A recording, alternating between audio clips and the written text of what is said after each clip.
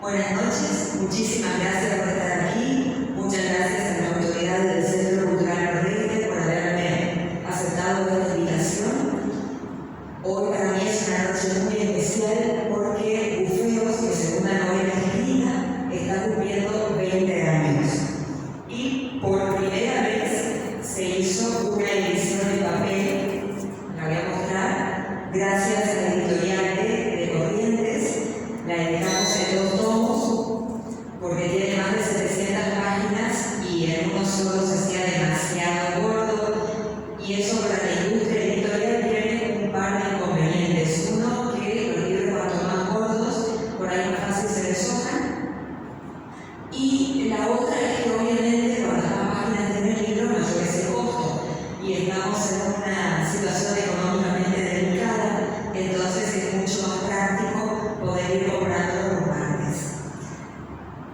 Bufeos surgió en octubre del año 2003 a raíz por un encadenamiento de casualidades, podríamos decir. El 28 de septiembre salimos por primera vez al aire con un programa de radio, Silvia Nilo y yo, un programa que tenía de eje a los animales. Medicina, buenos modales, consejos útiles, espantos, mitologías, horóscopos, todo lo que tuviera que ver con los animales, desarrollábamos en ese programa. Y en el segundo programa que hicimos, el 5 de octubre, me tocó en el tramo de los espantos espantosos hablar de la leyenda masónica de los Bufeos. Y era una leyenda alucinante porque en 3 párrafos tenía de todo. Tenía misterio, tenía amor, tenía venganza, tenía suspenso, tenía todo lo que uno se pudiera imaginar. Y ahí empezó a fundar la idea de que qué bueno sería poder escribir un cuento basado en esta leyenda para integrar alguna antología. En esa época se habían muchísimas antologías en Resistencia, y mi primera novela recién había entrado a los talleres gráficos de la imprenta de la Universidad Nacional del Nordeste, y me habían dicho, bueno, Armando, no de paciencia, porque esto es un proceso, no es que vos ingresás el libro y a las 2 semanas o a los 2 meses lo vas a tener, como pasaría si vos pagás por la publicación en una imprenta o en una editorial. Esto es un proceso, hay que conseguir los insumos, hay que ver, porque la universidad pone a disposición los talleres y regalar, en mi caso me regaló una caja de remas, pero el resto de los insumos los tenía que poner el escritor, entonces es un trámite. Y mientras tanto, bueno, estaría bueno escribir un cuento. Yo antes escribía cuentos, en algún momento dije, no, ¿cómo me gustan las novelas? Yo quisiera escribir una novela, y es como, ¿viste? Pide y se te concederá, a partir de ahí fueron todas novelas. Y por más que hice el intento de escribir cuentos, justamente fue lo que me pasó con Bufeos. Originalmente iba a hacer un cuento muy distinto de lo que fue finalmente, y ahí está lo que decían recién, que bueno que la gente lea primero el libro para después poder entender y apreciar y poder preguntar otro tipo de cosas.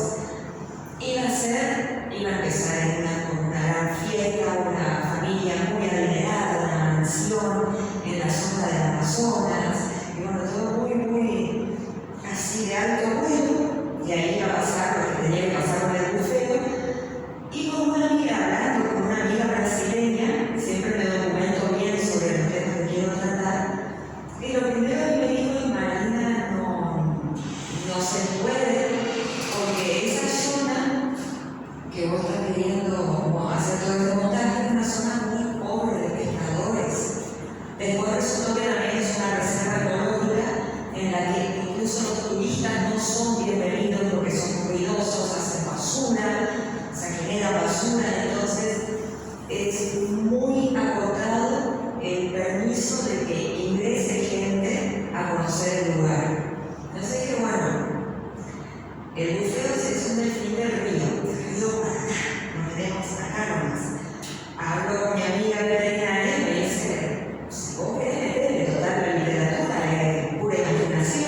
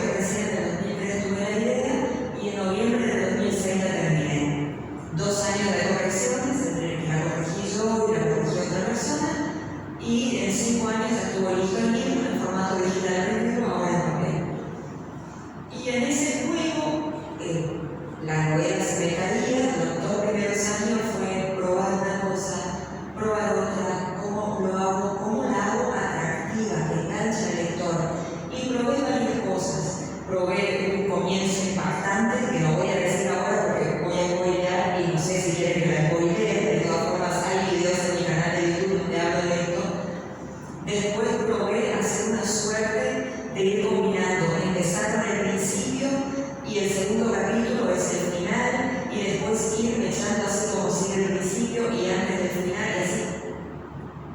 Espantoso.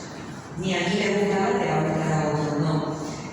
Y bueno, y fui probando, pasé de la primera persona a la tercera persona porque el narrador omnisciente me servía mucho más.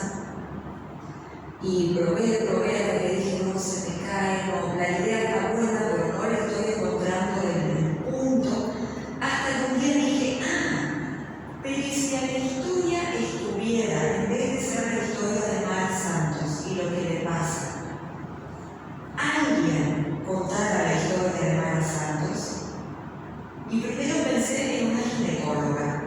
Y al rato dije, no, ginecóloga no, porque tiene mucho que ver con el cuerpo físico. Me dijo un psiquiatra. Una psiquiatra, dijeron una psicóloga. Y armando el personaje, dijeron, acá no hay carrera de psicología y para la edad que tiene la psiquiatra iba a ser complicado que se fuera a estudiar a otro lugar. Entonces, ¿qué va a hacer? Bueno, estudió medicina, porque le va a hacer especializó en psiquiatría. Y eso me permitió, ahí tomó vuelo, un primer vuelo, la novela. Y el segundo vuelo lo tomo porque primero yo estaba con la psiquiatra, y eso pasa cuando uno no sabe perfectamente el contexto de los personajes. Aunque uno no lo escriba, uno tiene que saber con punto y coma todo. El narrador tiene que saberlo y tiene que estar seguro. Entonces, si va a ser una chica más bien joven, recién recibida, o va a ser una persona más grande, va a tener hijos, va a tener pareja, va a estar separada, y estaba flotando como en el limbo, y tenía esta única paciente. Dije, qué aburrido, no se lo cree ni ella. El primer gran cambio fue que empezaron a aparecer otros pacientes.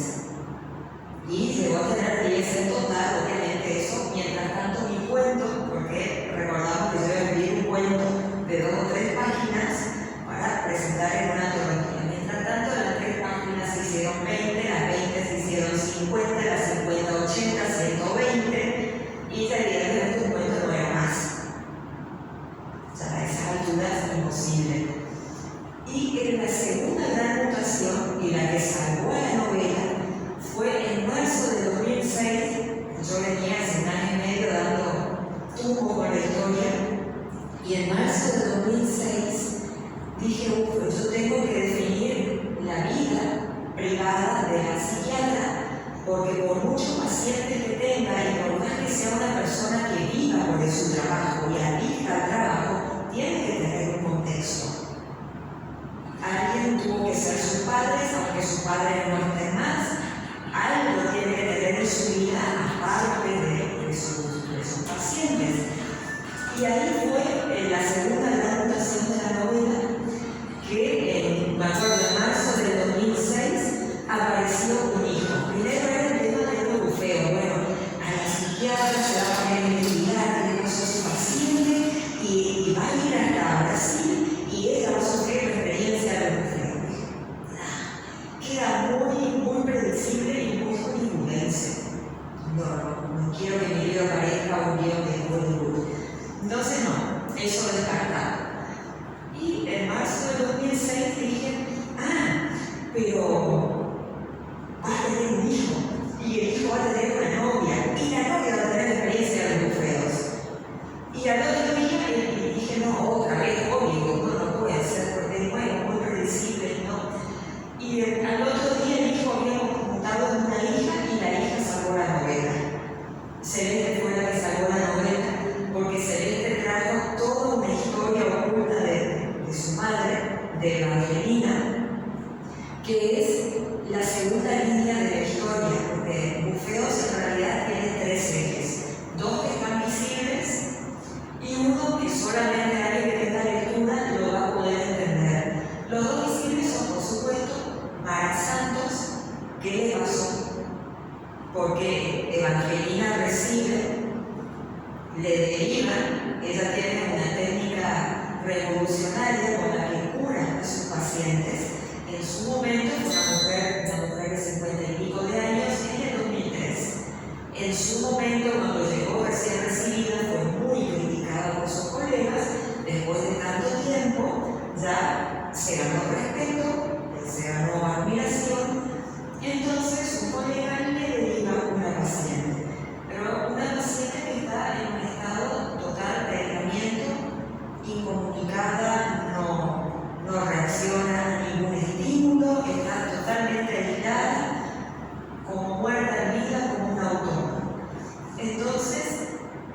El desafío de esta médica es ver qué le pasó. Porque si no sabe qué le pasó, si no puede conversar con ella, si no la escucha, si no responde, mal la va a poder ayudar. Entonces, el primer eje de la novela es evidente. ¿Qué le pasó a esta paciente? Primero, ¿qué le pasó? Y después la va a poder curar, ¿no? Por sus métodos revolucionarios. Y el segundo eje que tiene que ver con su hija es su pasado. Porque empieza la novela, está Evangelina con su hija Celeste de poco más de 20 años, una relación entre madre e hija, están los padres de Evangelina, la gente más mayor, y del padre de Celeste no es una palabra. Entonces, ¿qué pasó? Y en ese qué pasó, bueno, se van introduciendo elementos hasta llegar a descubrir qué fue lo que pasó con el padre de Celeste. Y el recurso que utilicé fue que cada X cantidad de capítulos, para generar suspenso, contar en un momento clave o decir cómo sigue esto, retrocedo en el tiempo desde que Evangelina era pequeña hasta que se llega al momento en que vemos qué pasó con el padre de Celeste. Entonces se va mezclando la actualidad con el pasado de la doctora. Y el tercer eje, que está mucho más oculto y que solamente alguien interesado en estos temas va a poder descubrir, tiene que ver con la espiritualidad. Porque ella, el método revolucionario, lo toma de un colega que había andado por la India y que descubrió la casa de los tesoros, que es el opuesto al subconsciente, así como el subconsciente guardamos todo lo que nos pasó y las cosas malas y las reacciones irracionales y todo nuestro aspecto negativo. En la India creen que también hay una casa de los tesoros donde habita el espíritu y que si uno accede a ese lugar va a potenciar lo mejor de sí mismo. Este psicólogo trae ese método revolucionario, a él también se le ríe en su momento hasta que empieza a tener resultado, y él a su vez comparte ese conocimiento con sus colegas, con los colegas que lo quieren. Y Evangelina fue una de sus colegas y después trajo ese conocimiento a Resistencia. Entonces, esos son los tres ejes de Bufeos. Y creo que con eso básicamente esa es la historia de Bufeos.